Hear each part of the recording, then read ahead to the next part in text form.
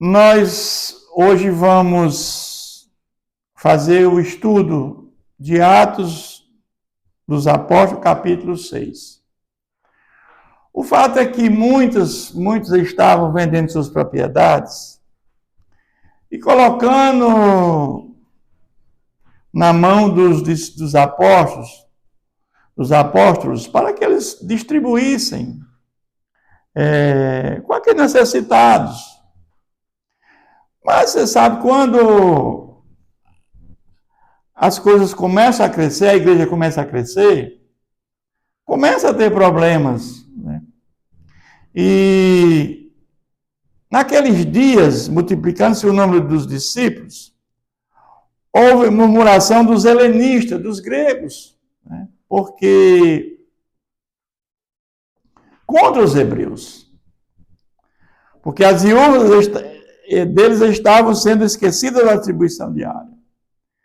Ou seja, estava havendo aqui uma reclamação que os apóstolos estavam distribuindo a cesta, né, estavam distribuindo os alimentos para a viúva dos hebreus, né, dos judeus, mas os gentios não estavam sendo contemplados. Isso não era correto. Só que esse trabalho de distribuir alimentos estava tomando tempo dos apóstolos, porque a missão que foi confiada aos apóstolos era pregar o evangelho do reino, pregar Jesus Cristo.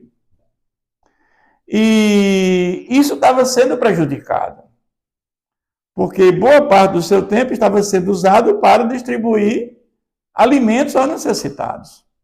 Não quer dizer que isso não é importante. Sim, é importante. Porque muitos vendiam as propriedades, colocavam na mão dos apóstolos, os apóstolos agora estavam fazendo um trabalho social de distribuir alimento aos necessitados.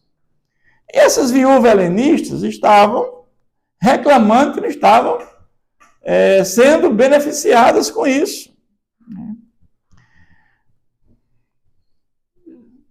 Então, os 12 convocaram, ou seja, os 12 apóstolos convocaram a comunidade dos discípulos e disseram: não é razoável que nós abandonemos a palavra de Deus para servir as mesas.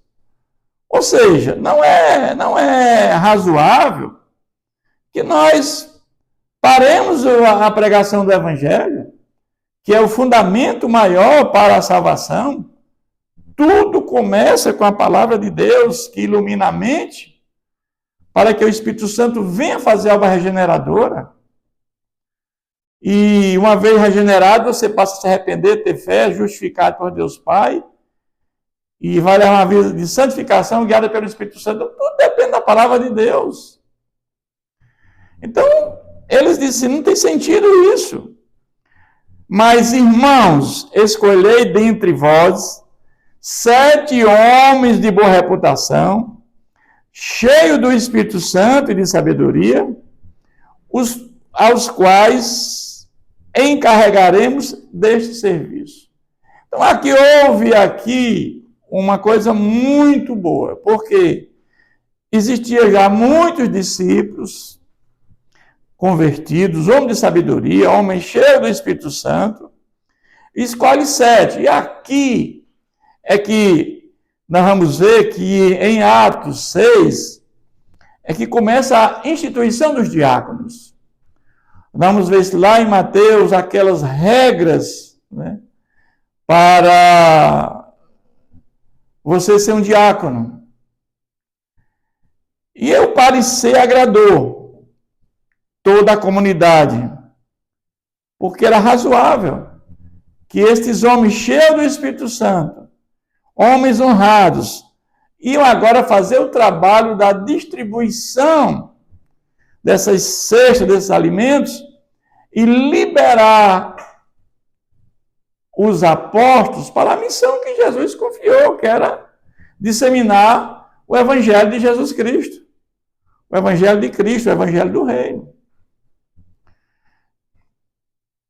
E elegeram 7 homens: Estevão, homem cheio de fé e do Espírito Santo; Filipe, Prócoro, Nicanor, Timão, Pármenas e Nicolau, prosélito de Antioquia. O que é prosélito de Antioquia? Prosélito é o quê? É um gentio convertido ao judaísmo, né? Mas que usa as práticas judaicas, é um prosélito de Antioquia.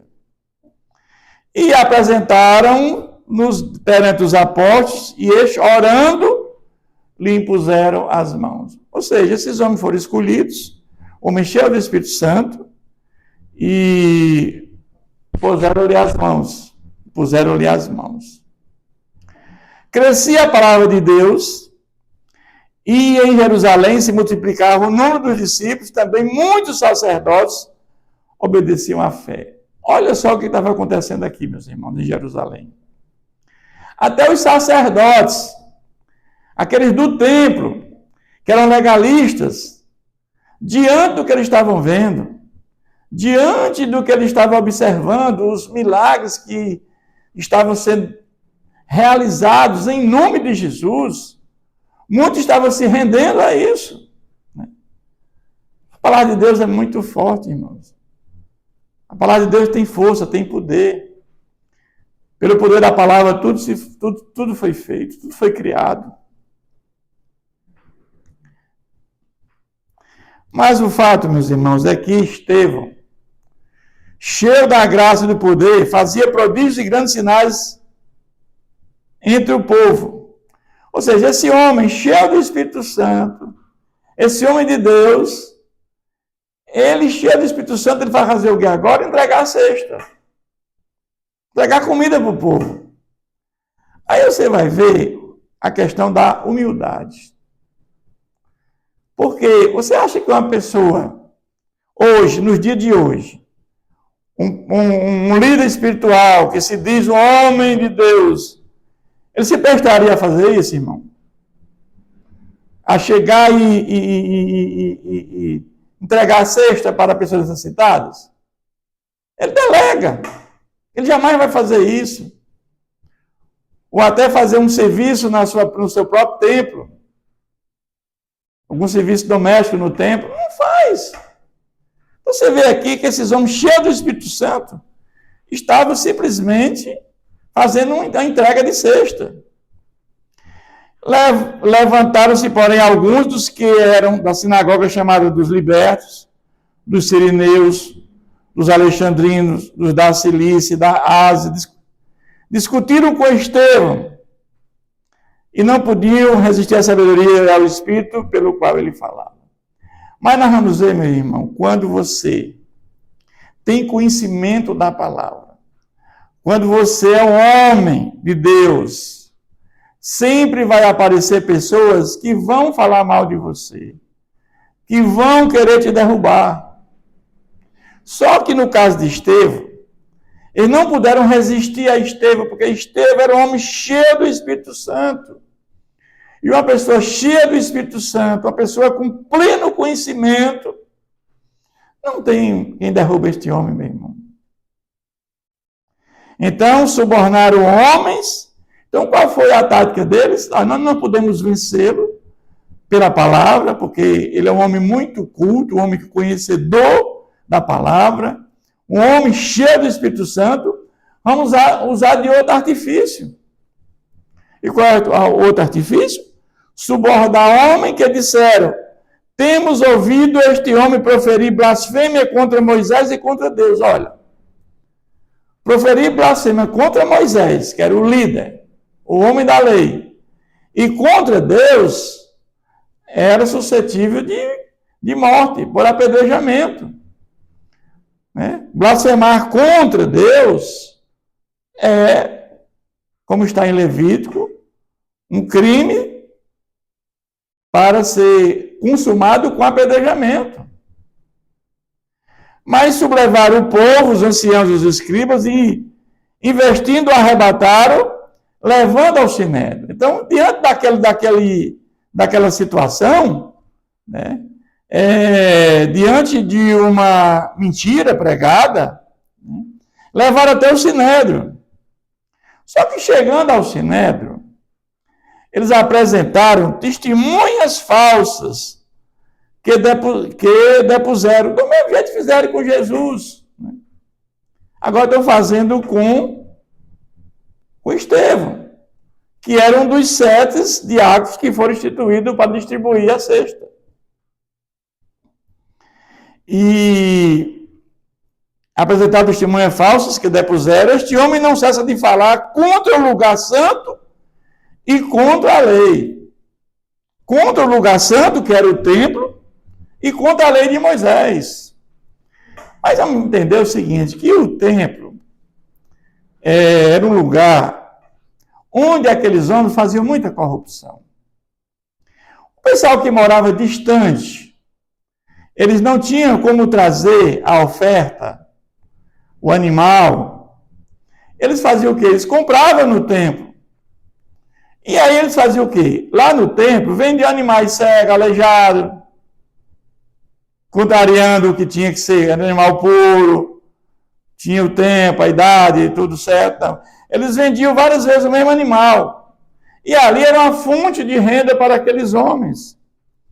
E quando você mexe no bolso, meus irmãos, é complicado. Eles vão entender que Estevão estava falando contra o templo, com essa prática que estava sendo utilizada ali. Porque nós sabemos que existia todo um contexto. Antes da lei, existia o dízimo voluntário, só deram uma vez Abraão e Jacó. Na lei existiam as dízimas, que era para os pobres, para os viúvos, para os estrangeiros, para os levitas e para as festas.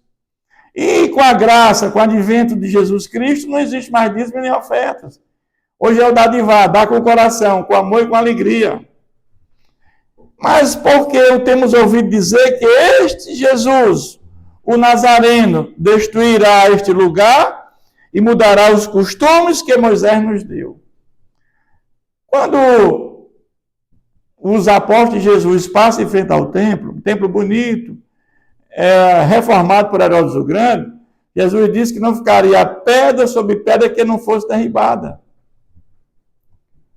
Por que Jesus falou aquilo? E que ele destruiria e construiria em 3 dias.